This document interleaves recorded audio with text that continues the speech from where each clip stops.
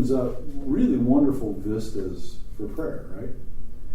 You know, oh, gosh, you know, I'm really stressing out over my house payment. You know, that God's out there in my future and is working out a way for me to make good on my obligations. That's a wonderful thing. It's something that draws me into worship. You know, protect. I mean, any one of those. Oh, wow, so awesome, right? Okay, now, are any of these less helpful? Yes, male. Yeah. Okay. I'm just saying. Now, okay. Now, so what's a problem of male? Just one. Let's God see. doesn't have gender. Yeah, exactly. Yeah. So you know. Well, the Trinitarian God doesn't have gender. I understand, but you sort of think, or just the problem with God is a man. Too much like us. It sort of reduces him to creation. Well, and what Sexually kinds of, aggressive? I mean, I don't know. well, and what kinds of things does that end up saying about women being image bearers of the divine? Well, it kind of rules it out. If God is a man, then anything without a penis Right. is, and literally, this is not an imaginary problem. This was Greco-Roman philosophy prior to Christianity, was, especially in Aristotle, was that men were imperfectly formed, or women were imperfectly formed men. They were deficient. They were not authentically human because they were not men. They were potential. You know, they had a clitoris, but it wasn't a full penis, and so, something's missing, right? And that was translated out into the whole web of meaning in Greco-Roman society, in its rigorous and sometimes abusive patriarchalism. So this can be not just unhelpful and not very stimulating when it comes to time for prayer, but it can be actively, harmfully, and idolatrous, right? So what you've done here is you've said, okay, analogy works as an instrument of prayer, except. Now, what's another except? Well, God as a father, when we're drawing analogies, depends so much on my image of fatherhood. That's culture bound, that's, woven in with experiences of my dad, positive and negative, that's very much, white, middle class, suburbanite, all of that stuff clings to my conception of fatherhood. So whenever I hear father, I'm adding bits and pieces of my own conception to these otherwise pure categories, right? God is a provider.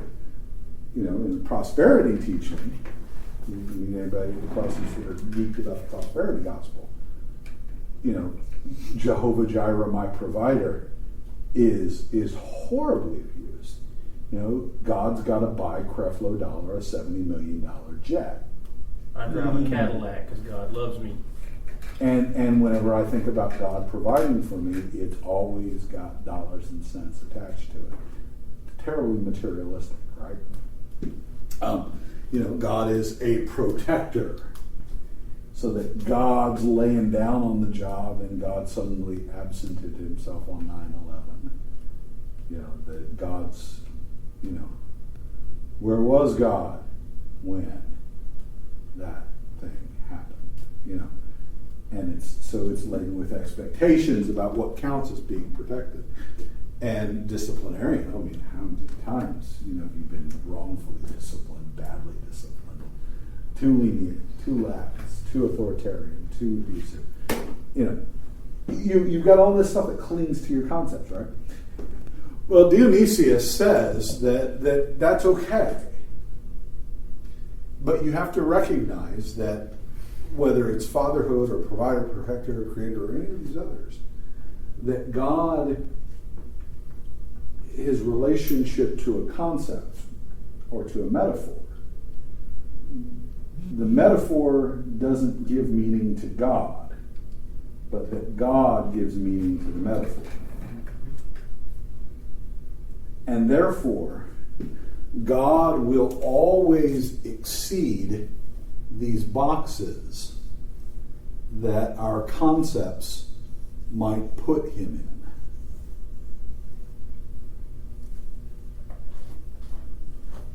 Earlier that talked about that? Yeah, that he's a father, but he's more than a father. And not a father in any way that we've ever experienced in its fullness or in its purity. He's a provider, yes, but not in every way or any way that we might expect. That God always exceeds. And so Dionysius says in prayer that analogy works really well as an instrument leading us to prayer. But if it only goes to analogy, we end up faltering into idolatry. We end up making God human. Yeah. Making God a small version of ourselves, right? Yeah. So you always need the dialectic. And so what the way Dionysius talks about this is that everything that you say about God must be unsaid. You sort of put it out there, but you have to take it back and through it, and it ultimately dies the death of all the qualifications, right? God is my father, except that he's not a dude, and he doesn't sleep with mommy. So I say God is my father, but then I have to kind of unsay it. I have to kind of walk it back. And it's that gesture forward, by analogy, and the gesture backward by the dialectic, by unsaying. Is there not like some sort of method of like apophatic theology involved? That's what it is. Yeah. So the apophasis. No, because if we say, like, for example, God is not weak, then he is strong. If he is not evil, then he is good. Things like that. Defining God by what he is not. Yeah. That's the one. Cataphasis. Positive one. Yeah.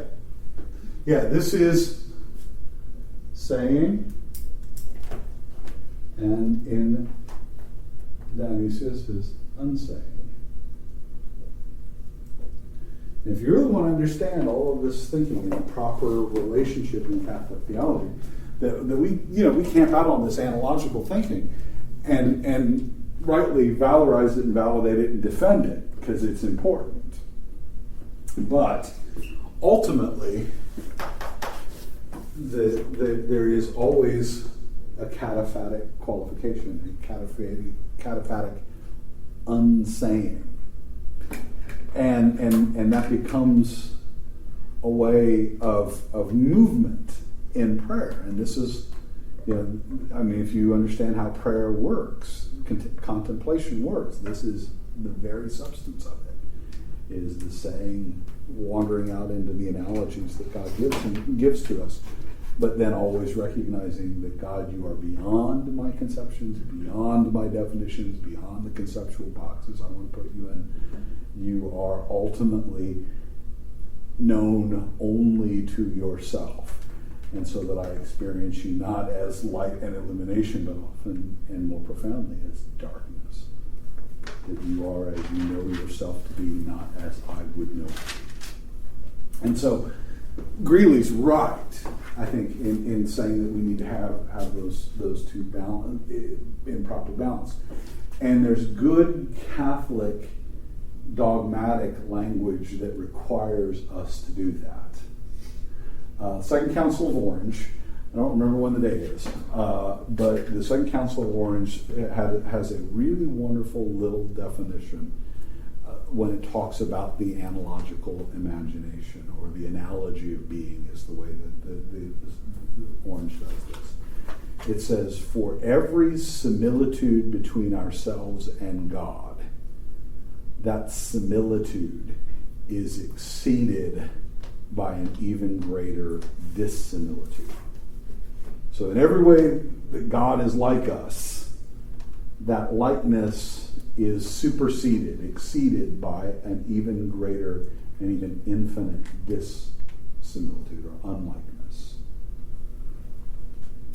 And so the trick is to have both of these things going. To celebrate, to enjoy, to love the fact that you have been made in the image and likeness of God, and that nothing fully human is estranged from God. And yet, God is not just a small version of humans. He is exceeded by an infinite expanse that is greater than that. So you sort of think, you ever done those little internet videos where they'll take a picture of an atom and then pan out to a molecule and pan out to, and they keep panning out until there's these big giant Hubble Space Telescope pictures of the universe, and that just incomprehensible vastness. That's something that our analogical imagination needs to encounter.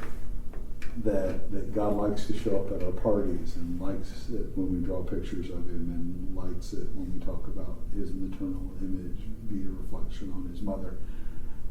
And yet, oh human, way beyond anything that you can ever ask, think, imagine, hope for, way out there in the darkness. Profound experiences of prayer that I had about 6 years ago. I was staring out into the abyss of, I don't have any idea what's coming next. And I had been reading these heavy doses of Dionysius, and I began to, when I was driving in a car, just sort of scan my field of vision as I'm praying the rosary or this, and looking for the darkest thing I can see on my horizon.